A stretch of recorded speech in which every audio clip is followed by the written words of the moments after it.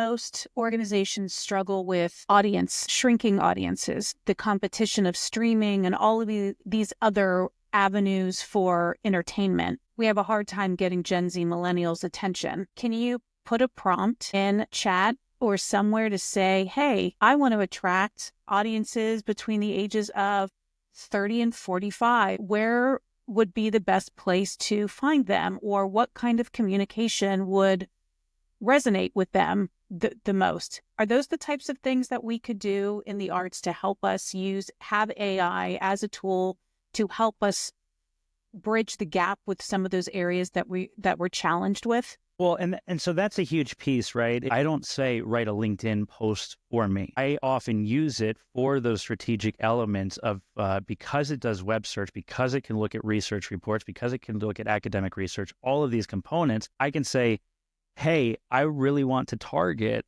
these folks. Like, how do I engage with them? Or where do they go? Or how do they engage? And so if you find out that, you have been trying to target those kids on LinkedIn and YouTube, and they're only on Instagram and TikTok, then obviously there's a disconnect there, right? And you can pull data from the web, and that's the big piece of how I think of the future of AI is that we go out for information. So we go to our CRM and we go to the web and we go to blog posts and we go to LinkedIn and everything else you can think of.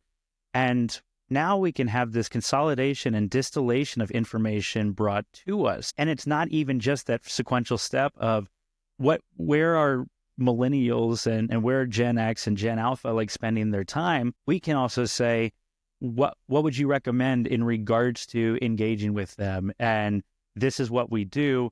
What type of content would resonate most with them based on the research that you've seen so far or based on engagement on other platforms? And so then you have the aspect to be able to emulate what others are doing. And so that's certainly how I use it. I can showcase to you that these are the things that we do internally because it creates so much impact, because now I have more brain power to engage with people that want to talk with me. I can take more meetings. I can spend more time on strategy. I can spend more time doing creative things. And that's where we should be spending our time. Whereas we use AI for the automation of those mundane aspects. Are there best practices in AI? Are there just basics that if you aren't experienced or haven't really dabbled in it, what advice do you have? And then also the second part is, are there certain platforms, like you said, Perplexity AI, and I've never even heard of Perplexity. Like, where do you find all these? And are there ones that are best for certain tasks and ones that are better for other things? Yep. So let me answer that two ways. So first is the AI umbrella can include prior to this, you and I had talked about like KPIs and metrics and whatnot. And so that's structured data. And so with structured data, you often have things called like machine learning models, right? Predictive models or classification models, like how much is my house worth based on square footage, number of bedrooms, bathrooms. And so when we look at AI as the umbrella of all of so machine learning, deep learning is like video and images. These large language models are like ChatGPT. When you look at that entire umbrella, our approach is to identify what are your business problems. It's who cares about AI? Let's not even talk about AI.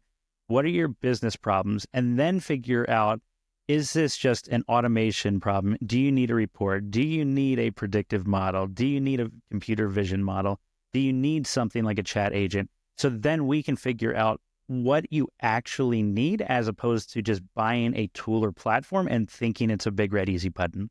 So that's the first piece, right? Is leaders need to spend time dissecting their organization and functional groups to understand, do we have high customer churn? Do we stink at product roadmap development? Do we have bad customer success, right?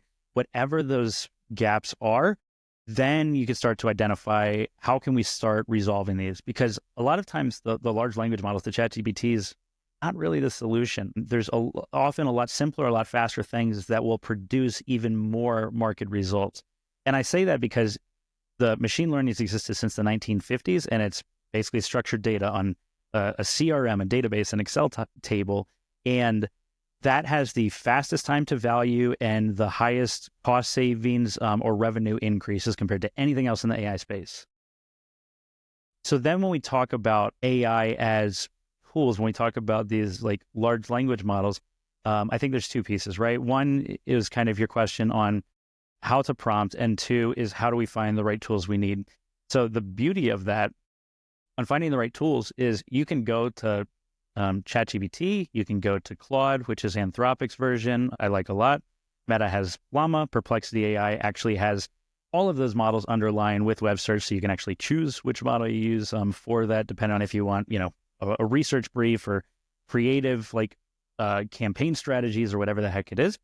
And you can ask those, and that the reason why you need to start with the business problems first is because then you can say, hey, we have a problem with responding to our customers that fill out forms on our website in a timely fashion.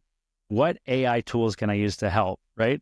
And you can also go further and say, create a scoring matrix on like customizability and user friendliness and whatever the heck you want it to be, to create a table to compare a bunch of different tools, right? So instead of hiring a research firm 50, 100K to like BSU and create a 50-page PDF report, like now you can get that in a prompt or two, right? When we get into prompting, there's two important pieces. One is iteration. So it doesn't matter how good your first prompt is.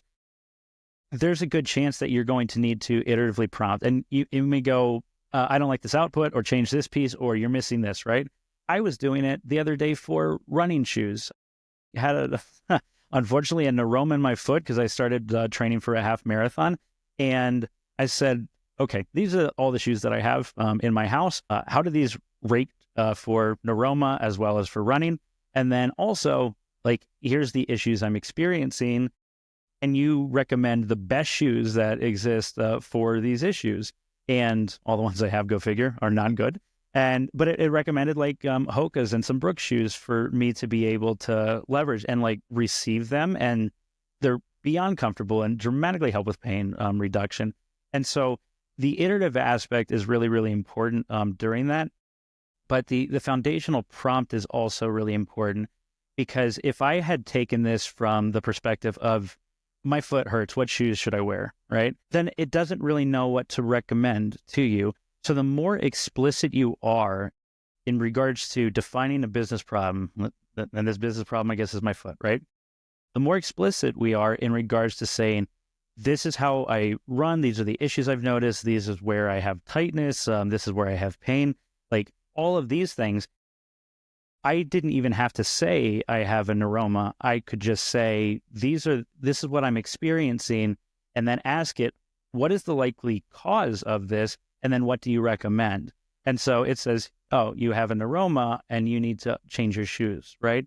And so understanding that you're not trying to just get a broad stroke of saying, write an email campaign for me, but you say, we create art. And this is our target audience, and this is what we do, and this is who we serve, and this is how we serve them, and these are our service offerings, and this is the impact we try to make, and these are our unique identifiers. All of those things in regards to your brand identity, as well as you being able to say, like, let's say it's a problem with customer churn, and you say, we have 18% customer churn. We don't know why. What questions do you need to ask me to help figure out why? And then it will create a list of questions, and then you answer those, and it will be able to help dissect, like, not only the root cause of customer churn, but provide recommendations to reduce that. When we talk about these platforms, I look at it as ones that can connect to systems and bring you information, ones that can do like the research briefs for you, so that instead of you going out and reading a bunch of PDFs and articles, you can get that information brought to you. One that's more of a, executive assistant. So the support assistant, I think, is going to be really pivotal, because executives can do so much more with less, and you don't have to have an EA and 8 team members to be as successful. I'm loosely saving 53 hours per week right now with some of the tooling we have. And then the last one is that, like, it's that digital brain, that digital twin, that like strategist, that coach that's like helping move you along, that if you had unlimited energy and unlimited time, that you could say, here's who I am, here's who the company is, here's who our customers are, here's the problems we're facing, let's whiteboard this. And it does that, right? It helps you dissect, and we can help with it too, but you do want to like build out like your identity and your company's identity, and the rules or things that are really important or foundational to the value system to make sure you get the responses you want.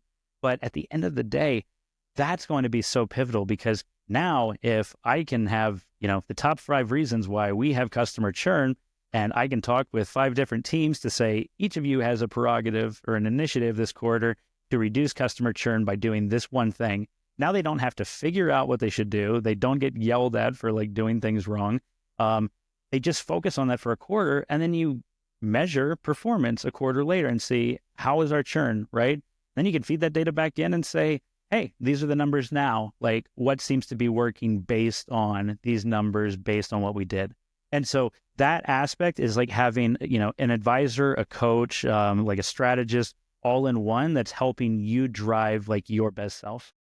That's amazing. I never thought to prompt chat or any of these others to ask me questions to help it solve whatever challenges I'm facing. What do you see as far as data collection and the importance of metrics and understanding metrics in general, but then specifically as it relates to nonprofits or arts, to talk about impact and to be able to communicate in a business return on investment or return on art? So, it's funny. I think that there's, a discordancy in regards to, well, we can't be creative if we use data for data driven. And that's not true. You're not using data to change your creativity. You're using data to change your outputs. And you're using data and information to help drive information sharing, and the creative aspects around that. When we talk about like the arts, when we talk about performance metrics, KPIs, when we look at like, how do we improve our organization, we have to have the right metrics and KPIs, because we need to know, how are we doing today and where do we feel like we're failing? And whether that's like relative to us or relative to our market or industry, but we need to know, where are we doing really well, because we need to perpetuate that and promote it. And where are we floundering or failing, because we need to change that. If you don't measure anything, then it's really problematic, right? Because, you're like, well, why aren't we getting opportunities in the door? Yeah, exactly. You're not just living on a mission. You got to have some feedback. And I love how you're bringing in so many just business analogies that are not the creative sector or the arts, that we can apply to the arts, that we need to look at these practical basic business strategies. I think your pillars, vision, strategy, and metrics, correct? When looking like at our 12-step framework, right? It's AI is our 11th one, right? It's not to lead with AI. It's leaderships need to have a vision on who they want to be, a strategy. We generally do it through an AI lens, but a strategy on how to get there, measuring the right metrics to track how you do over time. And then it's breaking down communication silos. Then it's looking at process and workflows in regards to where the gaps or inefficiencies. Because when, we talk about this fear in the creative arts of like AI taking over, no, it's taking over the business aspects. It's taking over the mundane aspects. It's taking over the things that don't really matter, so that we can spend more time being creative.